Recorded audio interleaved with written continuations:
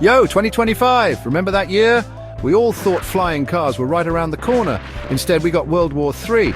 Turns out humanity loves a good self-destruct button. The world was already a tense place. Climate change was messing things up, making droughts and famines a regular thing. Resource scarcity? Oh yeah, everyone was thirsty, hungry, and fighting over scraps. Then there was the political climate. Think about a pressure cooker, but instead of steam, it's filled with angry tweets and nationalistic rhetoric. Not exactly a recipe for world peace. The US and China, they were locked in this economic death match, each trying to outmuscle the other. Russia was playing its own game, flexing its muscles in Eastern Europe. Basically, the world was a party where everyone was drunk on power and holding a weapon.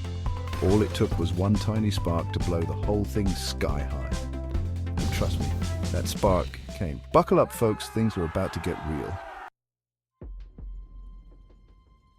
Remember that whole South China Sea thing? Yeah, that was like the kiddie pool argument that escalated into a full-blown Royal Rumble.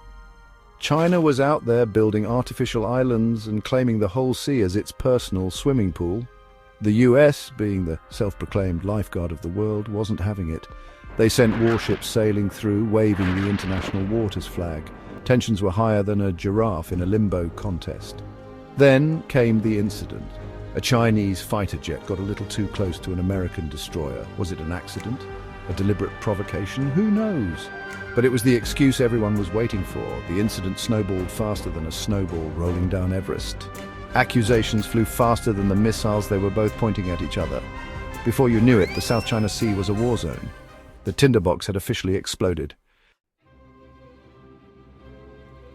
So, the South China Sea is where the first shots were fired, but this wasn't just a two-way brawl. Oh no, this was about to become a global dance-off, with everyone showing off their deadliest moves.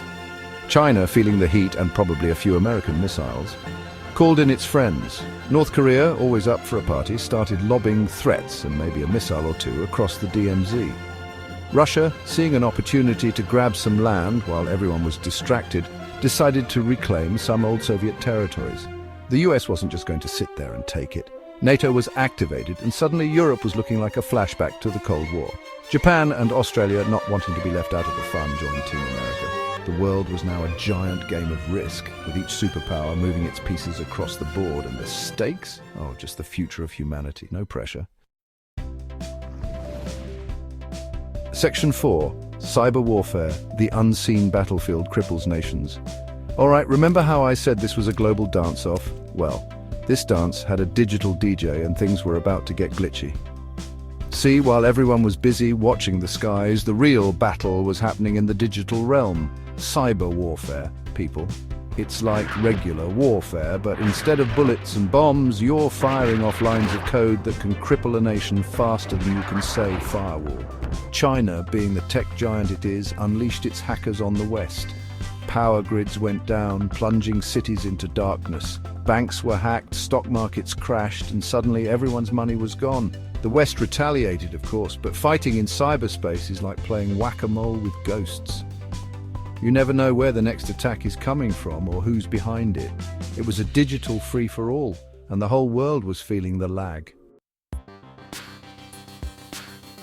Section 5, drones over the desert, automation and attrition in the Middle East. So, while everyone was busy freaking out about cyber attacks and nuclear threats, the Middle East decided to throw its own party. And by party, I mean a drone-filled war zone. See, with the US distracted by China, some bright spark in the Middle East figured now was the perfect time to settle some old scores. Drone swarms filled the skies, turning the desert into a scene from a sci-fi horror film. These weren't your grandpa's drones either. These were autonomous killing machines programmed to identify and eliminate targets without any human intervention. It was like playing Call of Duty, but the AI was playing for keeps. The problem with drones, though, is that they're only as smart as the people who program them, and sometimes they malfunction, or worse, they get hacked. Suddenly, you've got friendly fire incidents, civilian casualties, and a whole lot of explaining to do. The drone wars were a chilling reminder that sometimes the most advanced technology can also be the most dangerous.